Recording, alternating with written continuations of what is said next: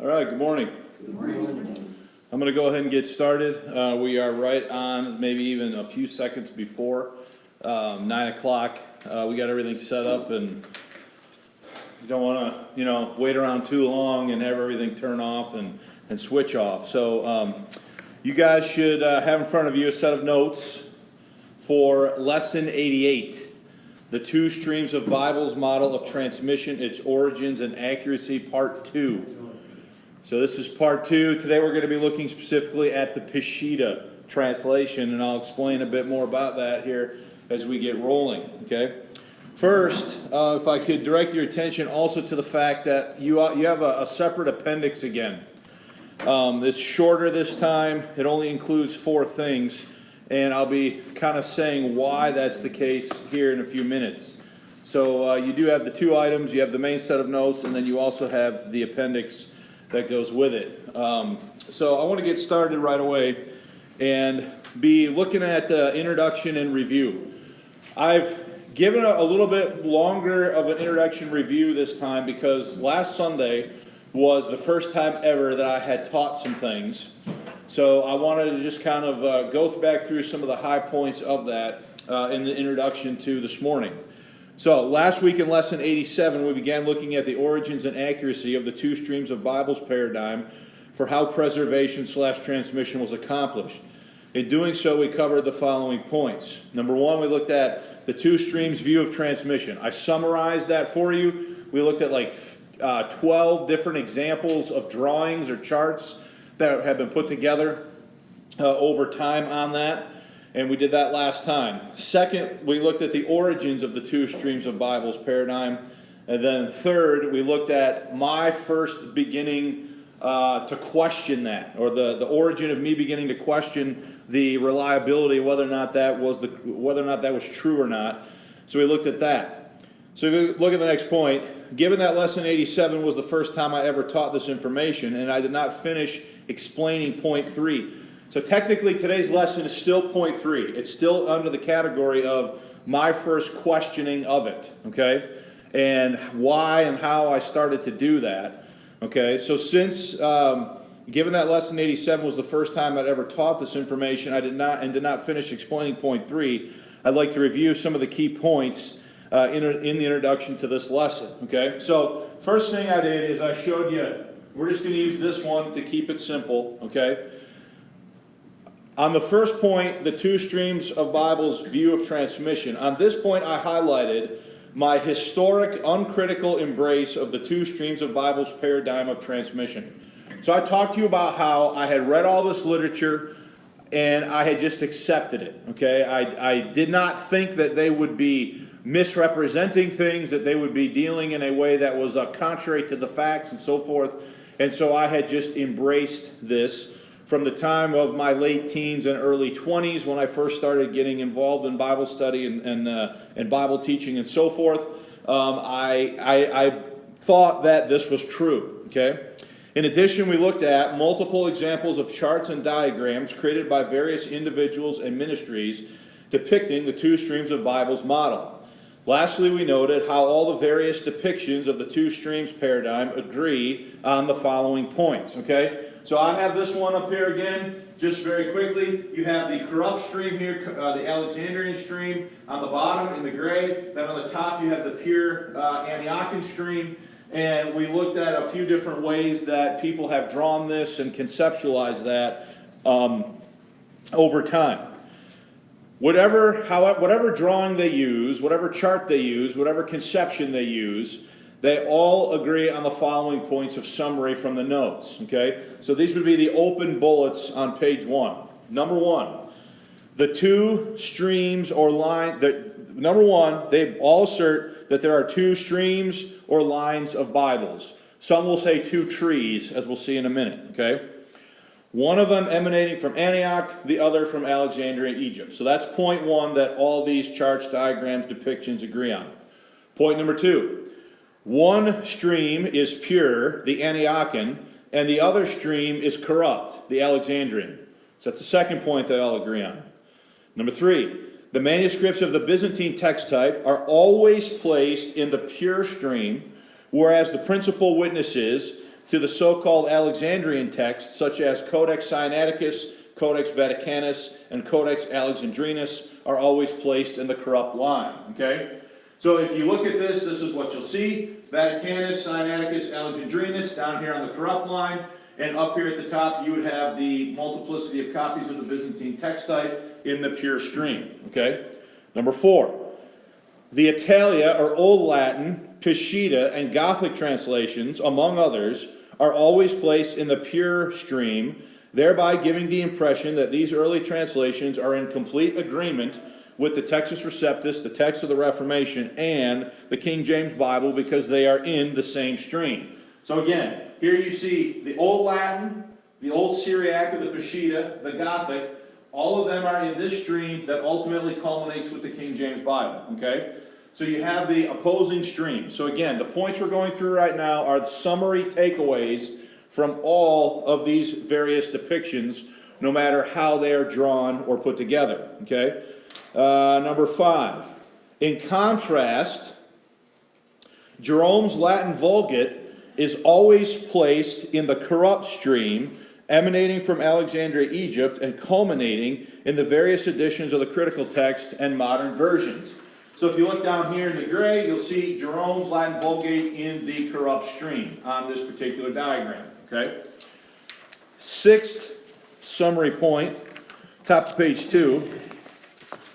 Therefore, these charts depict the Old Latin, or Italia, and Gothic translations as, quote, good Bibles, and the Vulgate as, quote, bad, okay? More specifically, the Old Latin and Vulgate are pitted against each other as rivals in opposing streams, okay? Does everybody see that?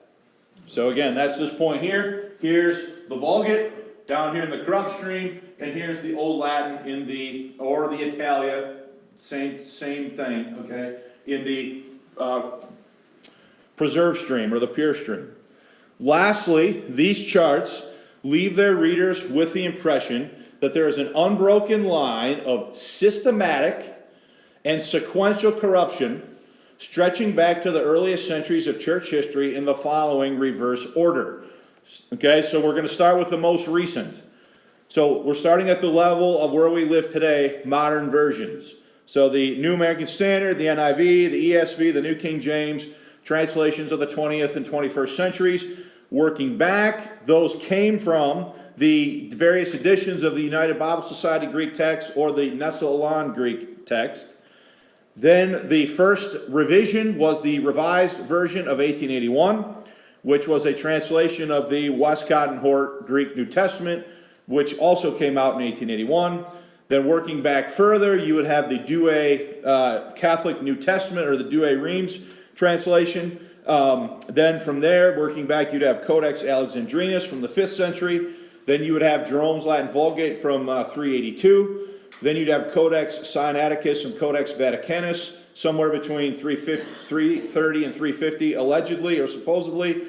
And then you'd have Origen, then the Papyri, then Alexandria, Egypt. Okay? So that's working backward from where we are today to the earliest time. So that would be reading this chart, starting on this side on the end in the pink stuff with the modern versions, and working back this way towards the point of origin in Alexandria, Egypt, okay? All of them give you that impression.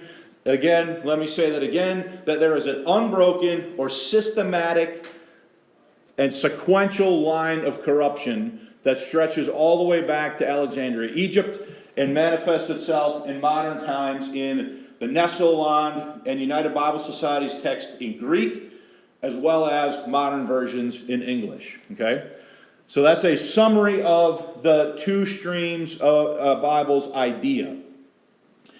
Next, we looked at the historical origins of the two streams of Bible's paradigm. Regarding the historical origins of the two streams of Bible's transmissional model, we noted that it was first articulated by Benjamin G. Wilkinson in his 1930 book, Our Authorized Bible Vindicated. Again, that's this book right here. This is a reprinting of it. It's not an original from 1930, but I have compared it against ones online, and all the wording is the same, okay? So he's the first one to talk about this idea of the two streams. Furthermore, we observed how once this notion was deposited into the thought stream by Wilkinson, it was picked up on by later defenders of the traditional text and the authorized version and advanced in an uncritical manner. So I showed you last Sunday how Wilkinson says it first in 1930. Then in 1955, 15 years later, J.J. Ray writes this book, God Only Wrote One Bible, where he takes the idea that was first articulated by Wilkinson, and he repeats it in his book from 1955. Then you go forward another 9 years. From 1964, Peter Ruckman wrote the Bible Babel, which is also has the same idea in it. And then you go forward from there to 1970, and David Otis Fuller edits Which Bible, okay? In Which Bible contains a reprint in 1970 of Wilkinson's book from 1930, okay? So if you look in Which Bible, you will find one of the entries is, Our Authorized Bible Vindicated by Benjamin Wilkinson, is now it's edited, and there's some things we have to talk about it later on that are some funny business or shenanigans that Fuller is engaging in when he does this. But the point is that he says it first, then Ray, then Ruckman, and then David Otis Fuller talks about it in Which Bible, and then it becomes sort of a fixture of the pro-King James movement in the United States, okay? So if you look at your notes, excuse me, I'm at the bottom of page 2. Further investigation this week revealed an even stronger tie between the work of Ray and Ruckman. It appears that Ruckman got his two trees illustration directly from J.J. Ray. So this would be your appendix. So if you guys want to grab that appendix, I have here some slides. Okay? So on the left, this is J.J. Ray's tree from his 1955 book, God Only Wrote One Bible. And this would be his corrupt tree. Notice what he has on this tree, what the fruit of the tree are at the top, and then compare it to what Ruckman did on the next page. Okay? So you can see that Ruckman's tree is almost identical to the one that Ray put out 14 years earlier. Okay? So the fruit is the same. The majority of the branches are relatively the same. Ruckman has a few things that he adds to his, but by and large, it's nearly exactly the same as the one that J.J. Ray put out some 14 years earlier in 1944. Okay? So if you go to then page 12 in your appendix, here is the good stream, or the good tree, and you'll notice here that this is J.J. Ray's on this side from 1955, and notice that he's got the Peshitta, the Italia, the Wycliffe Bible, Erasmus and Tyndale and so forth, but notice specifically that he's got the Peshitta from 150 and he's got the Italia Bible from 157 on that tree, okay? If you go to the next one, you'll see exactly the same thing, just about, nearly identical again from Ruckman 14 years later. Okay? So I just want you to see that there's a high degree here of borrowing from the previous what? Author. If you want to say it uncharitably, you might say parroting what the previous guy said. Yeah. Okay? So you just need to see that once the idea is deposited, it gets picked up on and advanced by subsequent generations of authors. Okay? So look at the bottom of page 2.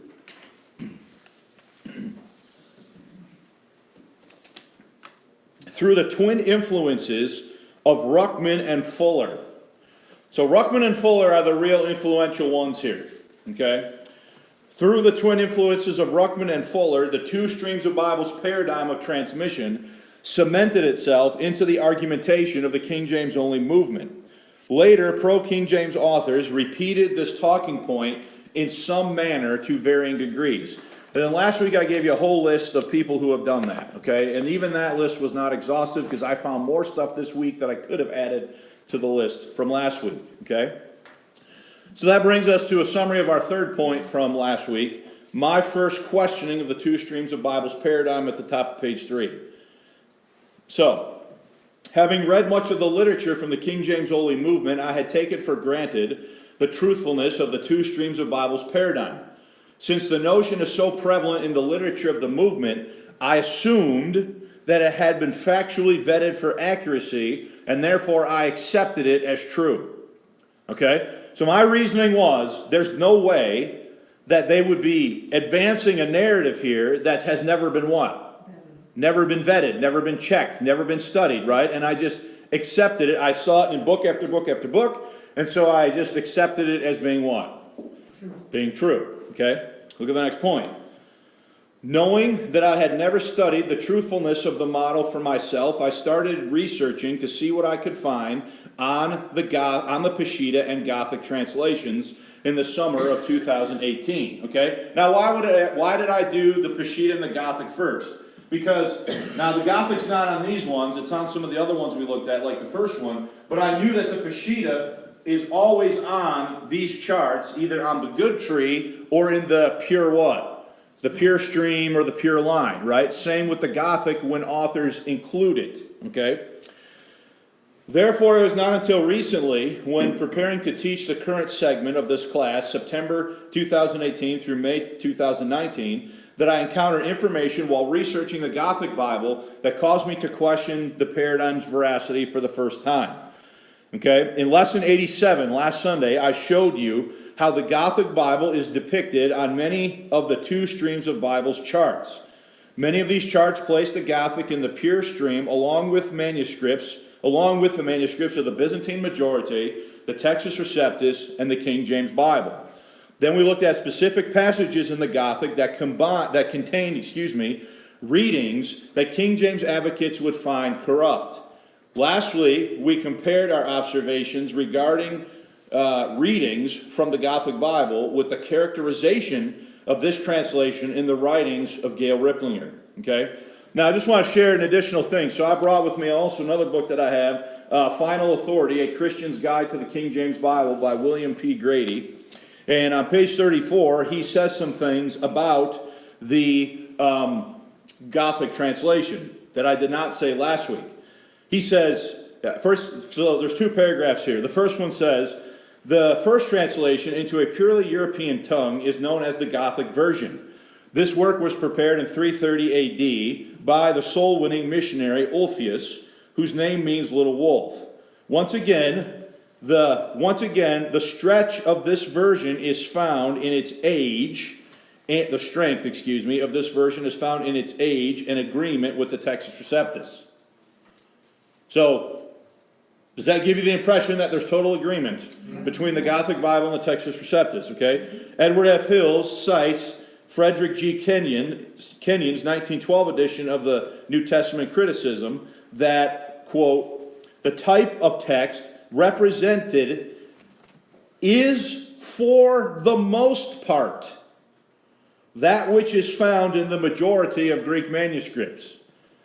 So, Kenyon is not saying in 1912 that the Gothic Bible is wholly representative of the traditional text, is he? He's saying it is for the most part, right? So is he saying that there are maybe some instances where it's not?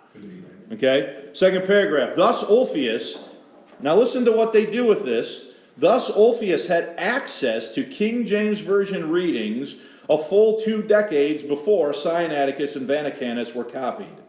An excellent example of his superior manuscripts is reflected by the Gothic inclusion of the traditional ending to the Lord's Prayer in Matthew 6:13. The familiar words, "For thine is the kingdom and the power and the glory forever, amen," are conspicuously absent from both of the two most ancient authorities. Okay? There are also 8 surviving manuscripts of the Gothic version. A sample of the Lord's Prayer in its barbaric northern dialect would resemble the following. Then he gives it to you in Gothic, which I'm not going to try to read. Okay? But do you see what he does? He takes one example where it is in line with the traditional text in the King James Version, Matthew 16:13, and then extrapolates and says, see, the whole thing what? The whole thing is pure. Okay? Does everybody see that? So, I've gone almost 20 minutes on the introduction. That's not good. Our major takeaway, then, from last Sunday, our major takeaway was that in its extant form, or its existing form, the Gothic Bible contains readings that advocates of the two streams of transmission paradigm would never tolerate from modern versions. Yet they list the Gothic in the pure stream of transmission on their charts. They don't talk about Mark chapter 1. They don't talk about the woman taken in adultery. They don't talk about Colossians chapter 1 verse 14 or 1 Timothy chapter 3 verse 16 or any of the other ones that we looked at last Sunday that have readings in them that they would never approve of in a modern version, yet none of that is discussed. Yet another example furnished this morning by Grady in his book. Okay? Is everybody with that? Okay? So let's continue my point then about my first questioning of the model. Since the Peshitta and Gothic translations are always listed in the good or pure stream of Bibles, I decided to look at the Peshitta next. Okay? So that's autobiographical there. I first looked at the Gothic. Thoroughly irritated, I decided to look at the Peshitta next. Okay? So, look at the next point. The Peshitta, along with the Gothic, is always listed in the pure stream of transmission on two streams of Bibles, charts, and diagrams. As far as I can tell, this was done for the first time when J.J. Ray placed the Peshitta on his good tree of Bibles in his 1955 book, God Wrote Only One Bible. So that's this chart right here with the Peshitta as the first branch on this tree. Okay? I cannot find anybody doing that before 1955 when Ray wrote that book. J.J. Ray wrote that book. Okay? Benjamin Wilkinson had not included the Peshitta on his two parallel streams of Bibles table in 1930. So, let me just make this clear. So did he talk about the Peshitta in 1930? No. Does he include the Peshitta in 1955? Yes. Okay? So not only do we see the advancement of the idea forward, but we see successive generations adding more and more layers, what? To it as the thing gets passed on. Is everybody following that? Okay? Regarding the Peshitta, Ray stated the following, quote, "A number of textual authorities state that the Bible of the Syrian Church, the Peshitta, was translated from the Greek Vulgate," that's another word for the received text, okay, "in Syria about 150 A.D. This view is favored by G.H.G. William, learned Syrian scholar and editor. His views are supported by Bergen and Miller and others. This Peshitta version is admired by Syriac scholars as a careful, faithful, simple, direct, literal version, clear and forceful in style. These characteristics have given it the title Queen of the Versions. Antioch, do you guys have a typo there in yours? Yeah. Antioch was the capital of Syria, where the early believers were first called Christians, Acts 11:26.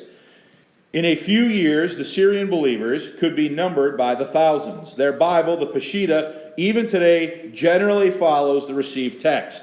This is another proof that the foundation of the King James Bible is older and more reliable than the Vatican manuscript, which was elevated to the chair of authority by Westcott and Hort. A couple things I want you to see here. Number one, why do they think they have to make this argument about the Peshitta and other translations? Because they are trying to establish a witness that is older than the two so-called oldest and best manuscripts, right? So in other words, if Aleph and B are from, I'm just going to say 350, but the Peshitta is from 150, aha! Okay, this is what this is saying. Therefore, this reading is 200 years older than what? Than that reading. So they're trying to antedate the two so-called oldest and best. Okay? That's partially, or a big portion of what is motivating the emphasis on these early translations. and ignoring the places where the early translations actually agree with what? Now, don't look at me like you're shocked, right? Did I show you last Sunday with the Gothic that dates from anywhere between 330 and 360 that it has Western readings in it that agree with the two so-called oldest and best? Okay? The reason why they're putting an emphasis on the Peshitta is to antedate Aleph and B by 2 centuries. I understand the motivation. I get what they're trying to do intellectually. The issue is, are they being honest with the evidence? Is everybody following what I'm saying? Lally, you okay, all right. You look confused. Okay. I didn't mean to single you out or anything. So, as noted above, so I'm on page 4, as noted above in 1964, Dr. Peter S. Ruckman followed Ray in placing the Peshitta on his good tree of Bibles in his book, The Bible Babel. Okay? The following from the pen of Dr. David H. Sorensen in Touch Not the Unclean Thing, the text, issue, and separation is emblematic of what is commonly said about the Peshitta in pro-King James literature. He says, quote, another ancient translation of the New Testament is the Syrian Peshitta version. It should be recalled that it was in Antioch of Syria that the disciples were first called Christians. Moreover, the church at Antioch was the sending church as well as the home church of the Apostle Paul. Accordingly, a translation of the New Testament into Syrian was made in AD 150. This translation was called the Peshitta version. Even Hort acknowledges that this translation paralleled the received text. Is he claiming it's does that mean it's an identical match? No, it just means that there's some elements of confluence and agreement between them. It doesn't mean that they're what? Totally the same. All right? Of interest is that the word Peshitta in Syrian, of interest is the word Peshitta is a Syrian word which means common. It thus was analogous to the later Latin term Vulgate, which essentially means the same thing. It would also approximate to the later sense of the term received text, or in this case, version of the Bible for a given language. There's little question, even by proponents of the critical text, that the Peshitta version was translated from a Greek text rooted in the received text. The greater point, however, is that one of the earliest churches of the Christian era used a translation of the New Testament based upon the received text. Okay? This is clear. This is a clear indication that the received text was the true text of the New Testament with roots running back to the Autographia. Now, do I think the received text is the true text? Yes. But is he giving you all the information? Or is he selectively showing you what he wants you to see? Okay? Now look at the next point. This is a very important point. Please note that neither Ray nor Sorensen cite any textual examples as evidence to substantiate their claims regarding the Peshitta. Okay? Rather, in the case of Ray, he appeals to the authority of other writers such as G. William, Bergen, Miller, Robinson, or Vetter to substantiate his claims. The same could be said for a host of other pro-King James works. So in other words, are they going back and showing you examples of readings from the Peshitta that would prove their point? No. Or are they just stacking up circumstantial evidence from the pen of other writers and passing that off as evidence for what they're saying? Is everybody following that? Okay. So, Lally, would you mind getting the door, please? I sure can. Thank you. Using the Peshitta New Testament website, I was able to check readings of English translations of the Peshitta for myself against the King James. The following points are a summary of what I found. First, the oldest extant witness to the Peshitta dates from the 5th century. Okay? So we don't have anything older that we know of on the Peshitta that's older than sometime during the 400s AD. And they say, again, that it was done in what year? 150, okay? So that's the first thing you need to know. Second, it is important to know that there have been three major translations of the Peshitta into English in the last 150 years. In 1849, John Wesley Etheridge did a translation. In 1851, James Murdoch did a translation. In 1933, George Lamsa did a translation. And then more recently, in 2006, Janet Mangiria, an associate to Lamsa, published an Aramaic Peshitta New Testament vertical interlineary in 3 volumes, okay? So in the last 150 years, there have been 3 translations of the Peshitta into English. Now, look at the next point. An examination of the readings found in these translations reveals that the extant witnesses to the Peshitta New Testament are anything but the showpieces of textual purity assumed by the 2 streams of Bible's paradigm. Okay? Now remember, so next point, extant, or next sentence, extant copies and printed editions of the Peshitta and Syriac are widely varied in terms of their readings, okay, as the following examples will demonstrate. We will begin by comparing the same passages that we considered in Lesson 87 when looking at the extant Gothic Bible in the same order. So we're going to look at the same sampling of passages that we did last week for the Gothic. We're going to look at the same passages this week in the Peshitta so that we can compare apples with apples during this, okay? Well, I could have done any number of examples here, but I'm trying to keep it simple, number 1, and number 2, consistent to what we were able to do last time. Is everybody with me so far? So let's look at a few of these. Mark chapter 1, verse 2. Every single one of them, Etheridge, 1849, Murdoch, 1851, and Lamsa, 1933, all of them read, as it is written in Isaiah the prophet. The King James reads, as it is written in what? The prophets. And we talked about that last Sunday, about why prophets is the correct reading, because Mark is citing 2 different prophets. He's citing Isaiah and he's citing Malachi. Okay? So do the Gothic and the Peshitta agree together that the reading should be Isaiah the prophet? If you recall from last Sunday. Okay, so look at the point underneath.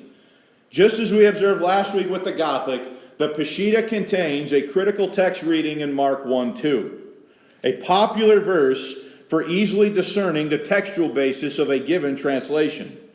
Yet we are assured by Ray and Sorensen, as well as other King James only authors, that the Peshitta was translated from an early form of the received text. Yet it has a reading that they would not tolerate in a modern version. Does everybody see that? Okay. So the next example is Colossians 1:14. The King James Bible reads, in whom we have redemption. What's the critical phrase? Through his blood, even the forgiveness of sins. If you look at Etheridge, Murdoch, and Lamsa, all 3 of them leave out what phrase? Through his blood. So again, a critical text reading in what is supposed to be a holy, pure what? Line. Okay, a reading that they would never tolerate from a modern version or the critical text is once again found in the Peshitta, in the extant copies of the Peshitta. Okay, so look at the point underneath that. All 3 translations of the Peshitta leave out the blood of Christ in Colossians 1:14. Why would this be? Now this is important, okay? Because the Syriac manuscripts and or printed editions that, they are translating into English do not contain the phrase through his blood. You can't translate a phrase into English that's not in the source that you're trying to translate. So the reason it's not in the English translation of the Peshitta is because it's not in the Syriac manuscripts that they're translating. You guys following that? Yep. Okay? Like we saw with the Gothic in Lesson 87, the Peshitta contains a critical text reading in Colossians 1:14, yet we are assured many times over in pro-King James literature of its textual purity. Yeah. Let's look at the next example. 1 Timothy chapter 3, verse 16. So this one ended up on two separate pages. Look, the King James says, and without controversy, great is the mystery of godliness. God was manifest in the flesh. Okay? Look at the various witnesses to the Peshitta. Notice that it does not say God was manifest in the flesh. It says which was revealed in what? The flesh. So there is a removal of a direct reference to who? To God. So a verse that would speak to the deity of Christ, okay, is altered in the extant witnesses of the Peshitta. So go to page 6 and look at my point underneath that chart. So if you are watching this at home or listening after the fact, you're going to want to access the notes from the church website where you can look at these readings. King James advocates excoriate the critical text and modern versions for attacking the deity of Christ in this verse for not reading God was manifest in the flesh. Yet many of the same people place the Peshitta in the line of pure Bibles along with the King James Version on their two streams of Bibles charts, despite it containing a reading in 1 Timothy 3:16 that they would not approve of in modern versions. Once again, the reason the Peshitta reads as it does in English is because of how the text reads in the extant Syriac manuscripts. Okay? So that's 3 examples, and so far we're 0 for 3 in terms of readings that would agree with the so-called pure stream of Bibles. You guys following this? Okay, Luke 2:33. In this case, we have the correct reading, in my opinion. All 3 say, but Joseph and his mother, not his father and his what? Mother. Okay, so in Luke 2:33, the Peshitta, like the Gothic, maintains the doctrine of the virgin birth of Christ by reading Joseph, not father, as the critical text and modern versions do in this verse. So on that verse, is the Peshitta good? Yeah.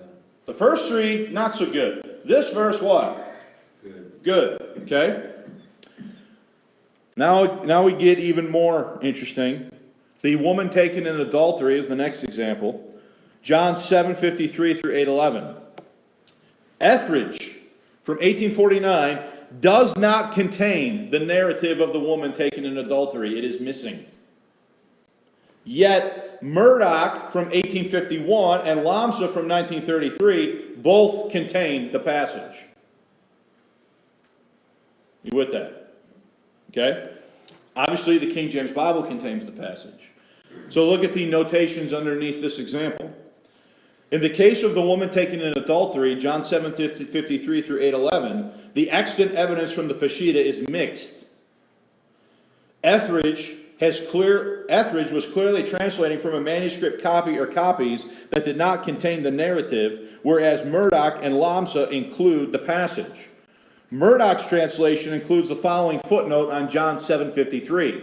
So he's got a notation at the bottom, at the margin at the bottom. He says, quote, "This 53rd verse is wanting in many early editions of the Syriac New Testament.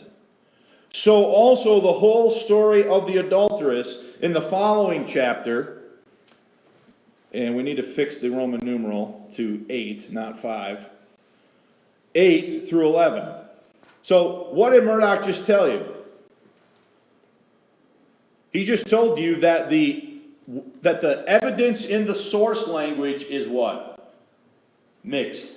Some have the passage, some what? Some don't have the passage. So once again, bottom of 6, page 6, once again, the extant evidence speaks to the mixed nature of the Peshitta's text. Yet none of these factors are ever discussed in King James only literature. So if you pick these books up and you read them, do they talk about what I'm going over with you right now? No. You are left with a particular impression. Mark 16, 9 through 20. So that would be the extended ending on Mark that is missing from Codex Vaticanus and Codex Sinaiticus. Notice that Etheridge, Murdoch, Lamsa all contain the passage. Okay? So again, the Peshitta is mixed. Is your hand up? Okay. I thought you were raising your hand. The evidence from the Peshitta is mixed. Does it contain some pure readings? Maybe a lot of it's pure. Does it contain some, though, that advocates who place it on these types of diagrams would never approve of in a modern version? Mm-hmm. And yet they don't discuss any of what we're talking about right now. So go to top page 7.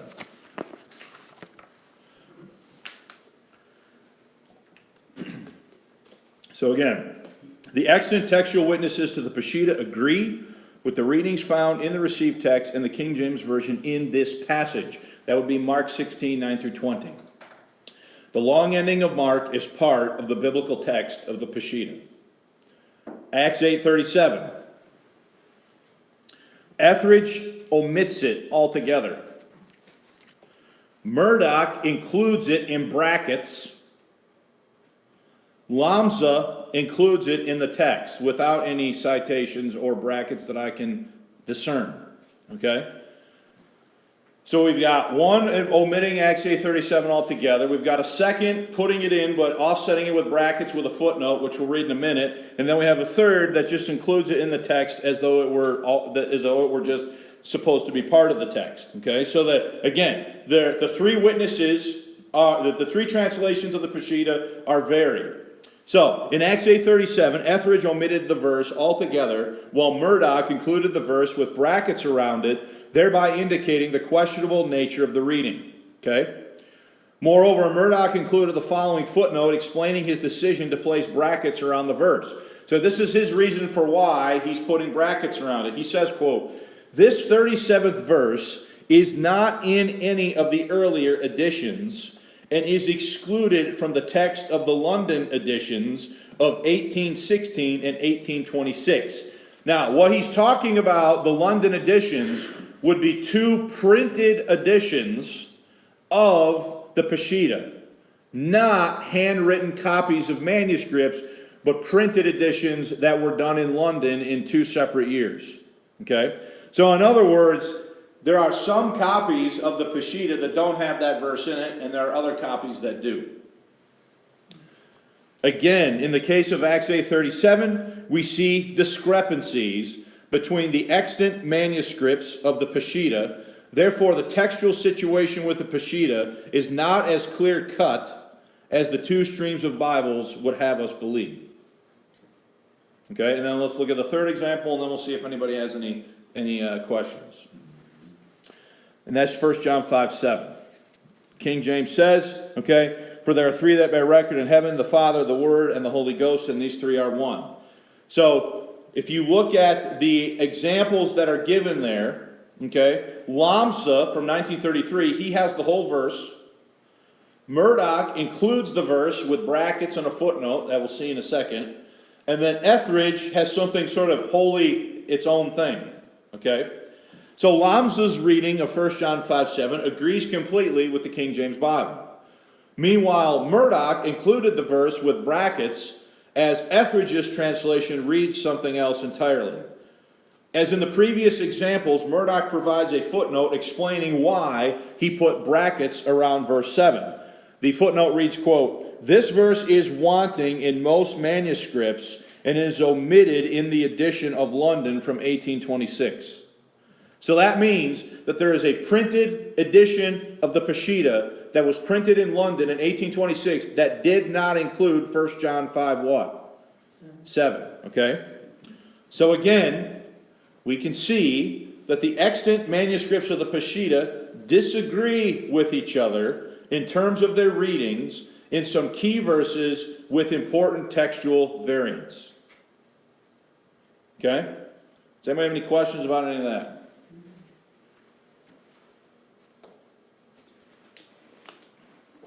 Craig? So going on to what you drew on the board there,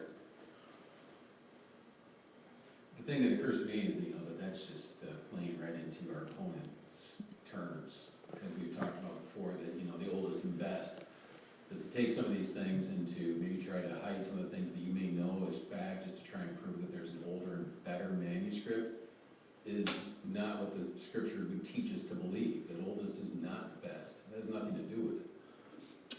I agree. I think a lot of this stuff that you see here is an attempt to meet critical text modern version advocates on their own grounds. Yep. Okay, now you might argue that to some extent, if I'm we'll see in a minute, if I'm looking at the Peshitta, sometimes the Peshitta is going to support the traditional text and sometimes it's what? It's not. Okay? But to say, or to make people think that they're wholly the same when they're not, to me, is not only dishonest, it's misleading. It's not being honest with what's really going on. Okay?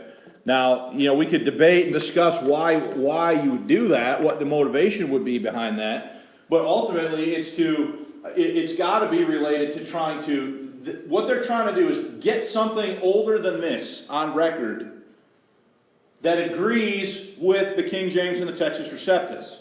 That I understand what they're trying to do, but I think that they take that, and that might be a legitimate thing to do on a case-by-case what?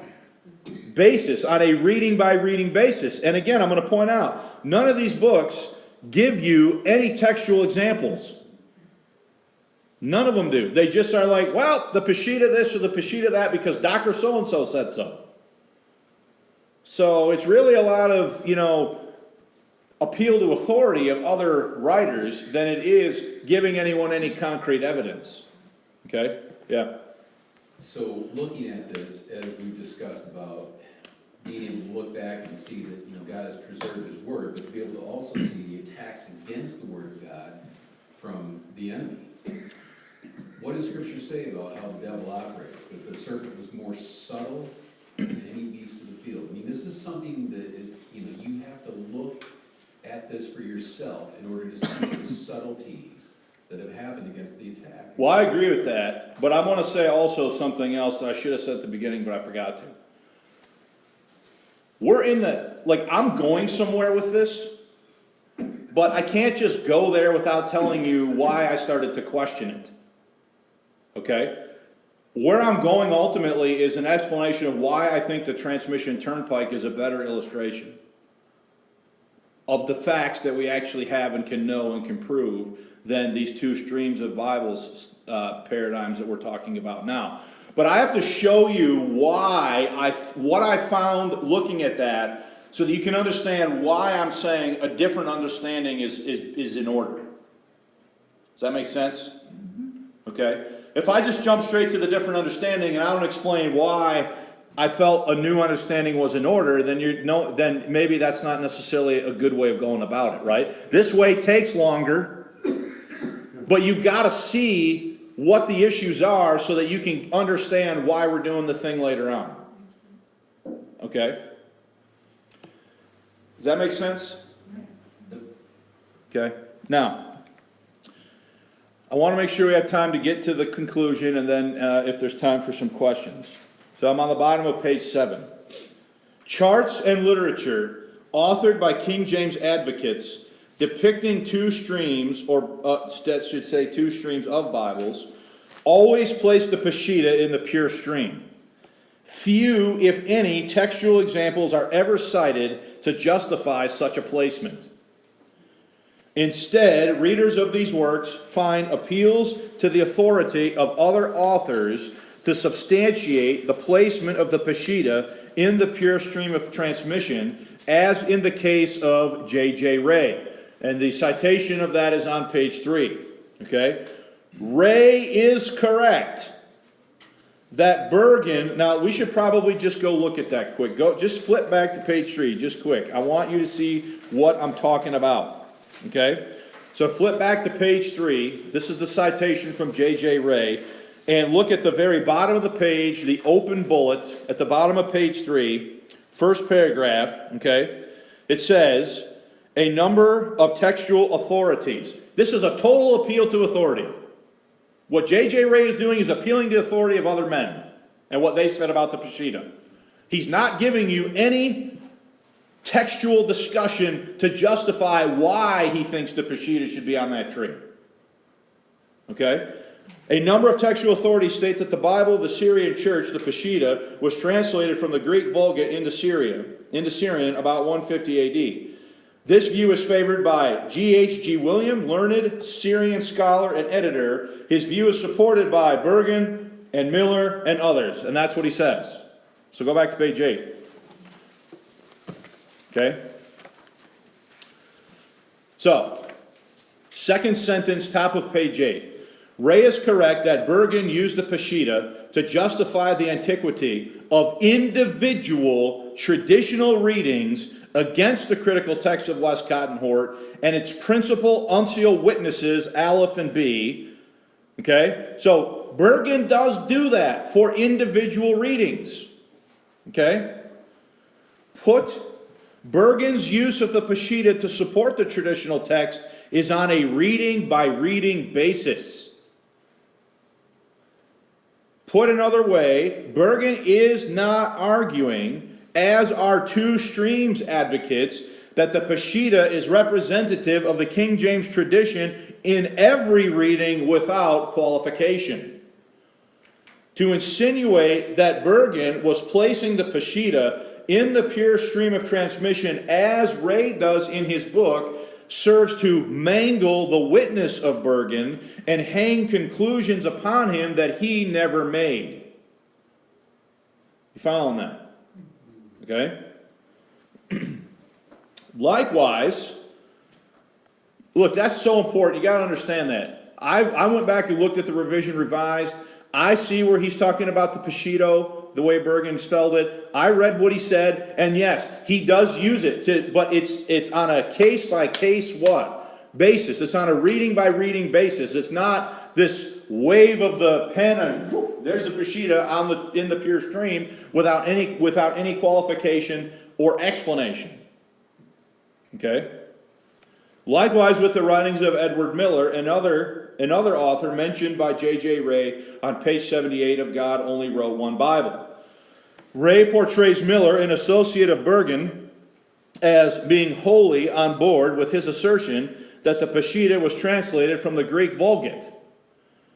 A consideration of Miller's comments regarding the Peshitta reveals that Ray has overstated his case. Now, we don't have time to read all these. I just want to go to the middle one. Okay? There's a mistake in the first one anyway that we need to fix. I need to go back and fix it. The part that's in gray is wrong and needs to be changed. Okay, so let's just go to the second. This is what Miller said. Now remember, is Ray referencing Miller? Miller is one of the authorities that he is using to justify the placement of the Peshitta where he put it, right? And this is what Miller actually said. The Peshitta resembles the received text. Is there a big difference between saying that it resembles the received text and saying that the Peshitta was a translation of the received text? Okay? Ray says that the Peshitta was a translation of the received text and says, yep, as Miller has testified, or something along those lines, right? But if you actually go to Miller, Miller says that it resembles the received text, not that it was an absolute translation of what? The received text. So we can look at the next one there too, I guess. In a similar manner, the Peshitta and Italic versions, including under the latter class, the best of the Old Latin versions, were made 200 years before those two manuscripts. He's referring to Aleph and B, okay? And supposedly, and especially the former, support the traditional text. Miller's not saying that the Peshitta and the Old Latin categorically support the traditional text in every what? In every case. Okay? So let's look at underneath that. In some cases, the extant Peshitta supports the traditional text, and in some cases it does not. As I just showed you, okay? I.e., the extant evidence is mixed. Miller's comment that the Peshitta resembles the received text, is a more accurate representation of the facts on the ground when compared with the picture painted by Ray, Ruckman, Sorensen, and the Two Streams of Bibles advocates. Even a cursory evaluation of the extant textual data regarding the Peshitta reveals its tradition. This should say, there's a word missing here. Reveals its tradition is far from, should say, insert the word far from the specimen of purity that King James advocates would have us believe. As we observed in our investigation of the Gothic Bible in Lesson 87, when it comes to transmission, the situation is not as neat and tidy or clear-cut as the Two Streams of Bibles model indicates. Rather than being an objective emblem of textual purity, the extant Peshitta is viewed more accurately as a mixed text driving down the shoulder of transmission turnpike. Now, do you see why I came up with that illustration? Okay?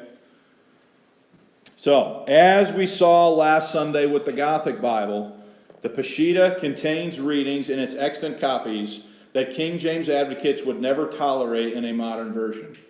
Yet, their charts and diagrams depict the Peshitta as being fundamentally the same as the King James Bible.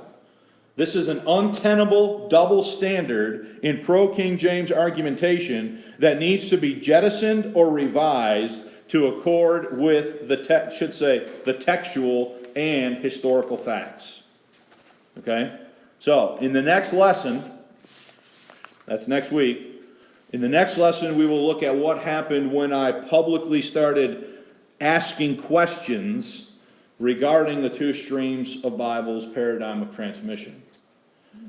So everything that I have gone over so far with you about the Gothic and the Peshitta, this is all stuff that I looked at myself before I really told anyone what I was doing.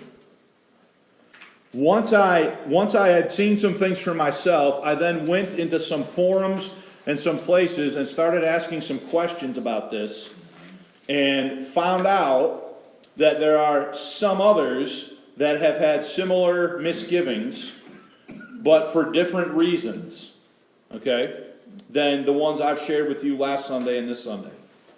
And that's what I want to talk about next week, and it's going to be about the Old Latin versus Latin Vulgate dichotomy that is on all of these charts of the streams of transmission. So, we have a few minutes for any short questions. Are you guys, look, I know this is all heavy stuff. I'm hoping that you're able to track with this and are seeing where all this is going and why we're doing this. Okay? Yeah. So, going up to the middle quote on page 8 there, Peshitta resembles the received text. To read the second part of that, as Miller's quoting here, I'm assuming? Yeah, it's Miller. He says it did not include all the Catholic epistles.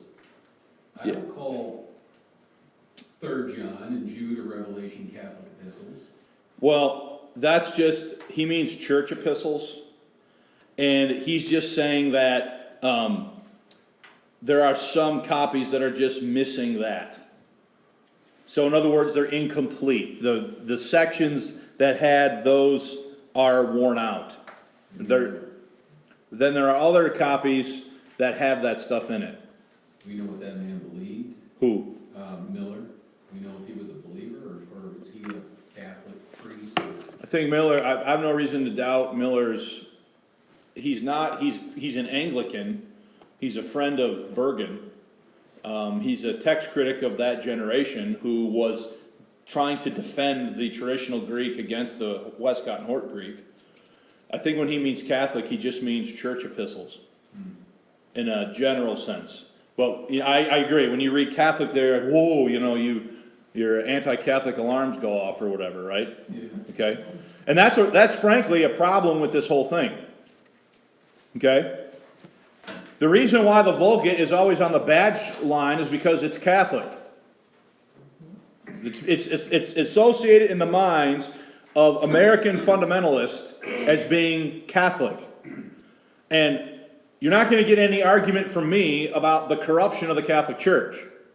I understand all that, and I agree with all that, okay? But in the case of the Vulgate, you can't just hang corrupt on it without actually talking about what the readings in it are.